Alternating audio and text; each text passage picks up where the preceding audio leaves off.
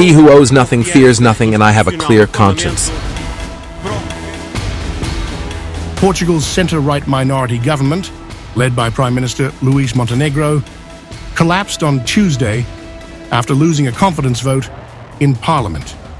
The 142-88 result, with no abstentions, ended Montenegro's 11-month tenure and set the stage for the country's third early election in as many years. Montenegro had called the vote last Thursday to affirm parliamentary support, but instead exposed his government's vulnerability amid allegations of ethical breaches tied to a consultancy firm he founded, now managed by his sons. Addressing Parliament before the vote, Montenegro defended his integrity.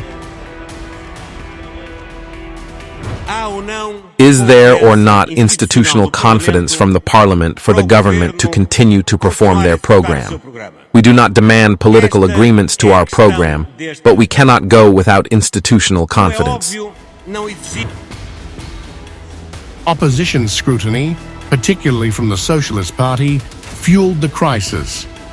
Socialist leader Pedro Nuno Santos dismissed Montenegro's last-minute negotiations as desperate and shameful, declaring, Mr. Prime Minister is angry and I understand that, but he can only be angry at himself. This crisis is of your sole responsibility, Mr. Prime Minister. In an attempt to prevent the government's collapse, Montenegro sought the Socialists' abstention or withdrawal of the motion. He even offered to face a 2-month parliamentary inquiry into his family's company, a proposal he had previously rejected. However, the Socialists refused to limit the investigation's duration, a condition Montenegro argued would have worn out the government. With his administration now in a caretaker role, President Marcelo Rebelo de Sousa will decide whether to call an election.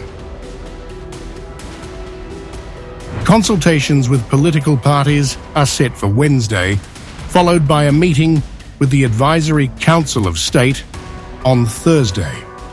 The President has indicated mid-May as a possible election date. Montenegro framed the vote as a defining moment. Only this way can Portugal maintain political stability. Only this way can Portugal avoid lower to less dignified standards. Today's vote defines the political future of the country.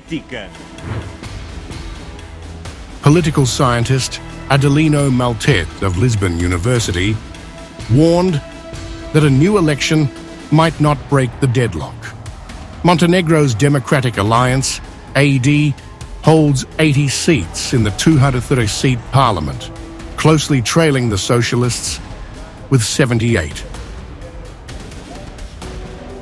Opinion polls suggest little change in voter preferences, signaling continued instability unless the two main parties form a rare centrist pact, last seen in 1983-85.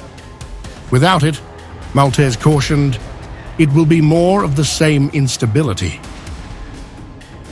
As Portugal braces for another election, the crisis highlights the challenge of governing a deeply divided parliament and a disillusioned electorate.